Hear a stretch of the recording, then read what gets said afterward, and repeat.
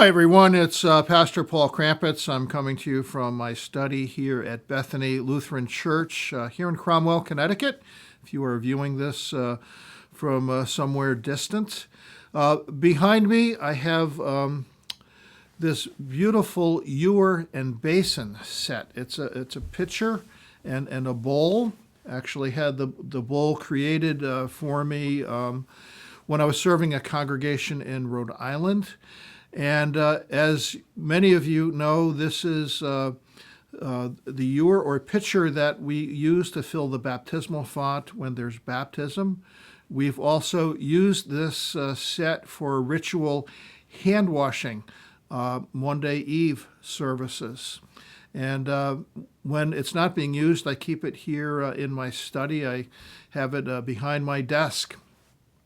I've been thinking a lot about washing and water. You know, one of the things that public health officials are advising is that we ought to wash our hands frequently as a way to be hygienic and to provide some level of protection against the corona-19 virus.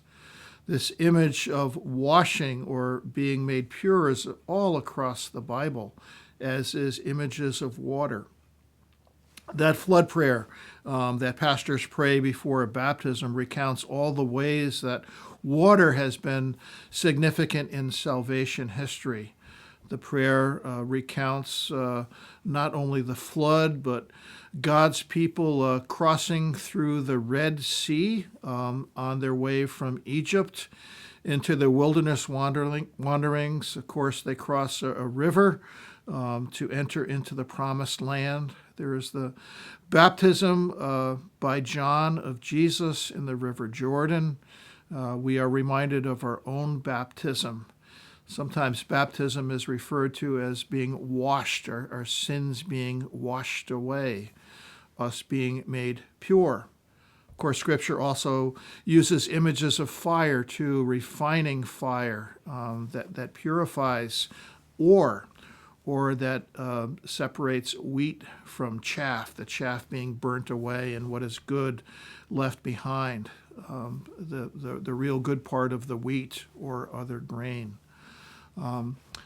So I'm just thinking that how important it is for us to be clean, not just physically in the sense of washing our hands with soap and water or using a sanitizer like Purell, but the idea of us kind of coming clean before God too in confession. Beginning this Sunday, on the 17th of May, we are going to start to use the service of word and prayer from With One Voice. It's a service that I don't know we've ever used here at Bethany, certainly not in my time. And what I love about this service is that it does include a brief order for confession and forgiveness, not at the beginning of the service, but perhaps midway through.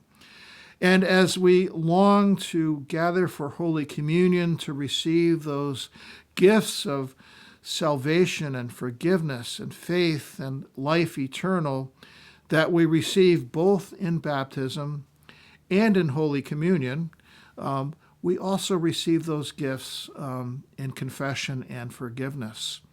So it's not the same as communion, but it is also one of the ways that God gives to us this gift of love that we can't possibly earn, that we don't deserve, but rather that comes to us by grace through faith.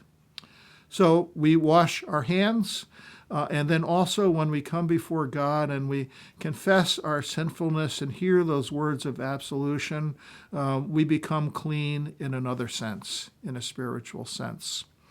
Hope that you will be joining us for worship services Sundays, 9:30 on our Facebook channel, and then that's followed by a virtual coffee hour on Zoom, 10:30.